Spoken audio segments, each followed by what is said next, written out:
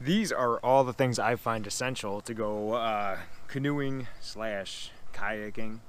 I'm sure you could bring more things, but I think this is like essential. So starting with PPE, a good fitting life jacket. You need that, that's the law, a good fitting life jacket. Certain places you don't necessarily have to wear it all the time, especially if you're on a river where you don't know what's coming next. Wear the life jacket. Next is for like sun. If you saw my wading video, you saw my neck covering. I also wear a long sleeve shirt, sunscreen, a big broad brim hat, at least a baseball hat, something you can turn around and cover your neck. Protect yourself from the sun, that's a big deal. Paddles. As you can see mine, if you saw my setup video, watch my setup video, my most popular video. I have like a kayak canoe hybrid. So far this summer, every time I went out there, I wish I had a canoe paddle. So I bring both kayak paddle and I just recently got a Bending Branches bent shaft canoe paddle. I just find it when I get into fishing spots, it's easier to navigate. It's small portions. You want to move a few feet here or a few feet there is better than getting out the big old kayak paddle. Drinks and food. So when I'm on a big trip, I like coffee in the morning and water throughout the day. I'm not a big beer drinker or nothing, but drinks and food. So in the beginning of the day, I like to do more carb-based, sugar-based for the energy that's going to take to paddle as far as you're going. And at the end of the day, I like to have more protein-based. Meat, protein shakes, things like that. So that's what I like to have for drinks and food.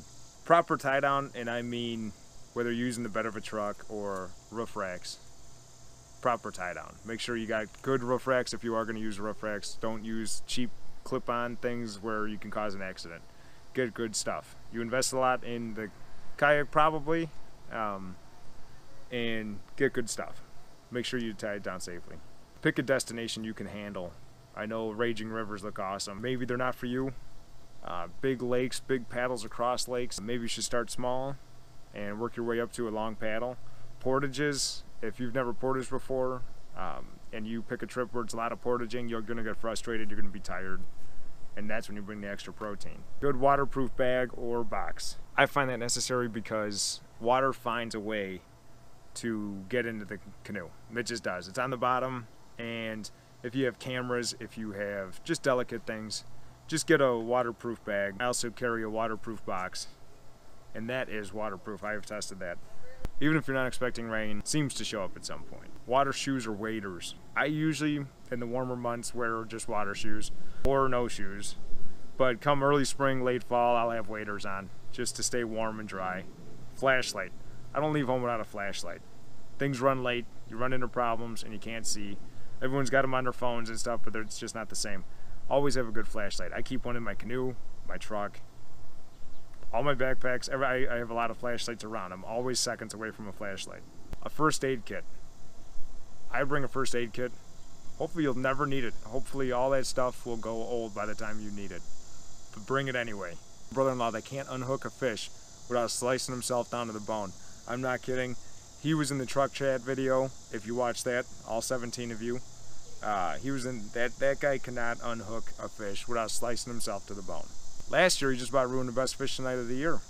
And some extras that I have here are a wheel cart. When I'm by myself and I got the canoe loaded, I don't want to unload it, throw it up on my head, and then go load it up. So I had the wheel cart. You slide it on there.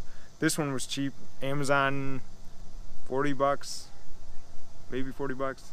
It doesn't work the greatest. There's better ones out there, but I don't use it all the time. Another thing that's also good to have is gear ties of all kinds. Right here I have those twisty gear ties you can get from just about anywhere. And then the little tie you see there is called a bongo tie. And I use that for wires, things like that. Those are great little ties. Zip ties are good for more of a permanent thing. If you got to take something apart all the time, you don't really want zip ties. That is my basic list that I take every time I go out. If I forgot something, or if you think I need to add something, please comment. Both of you who watch this, like, share, and I always forget to add this at the end of my videos, but I am on Instagram. I'm not on Facebook. I don't like Facebook. But Instagram is the Midwest Frontier. Follow me, I'll follow you back. Thanks for watching.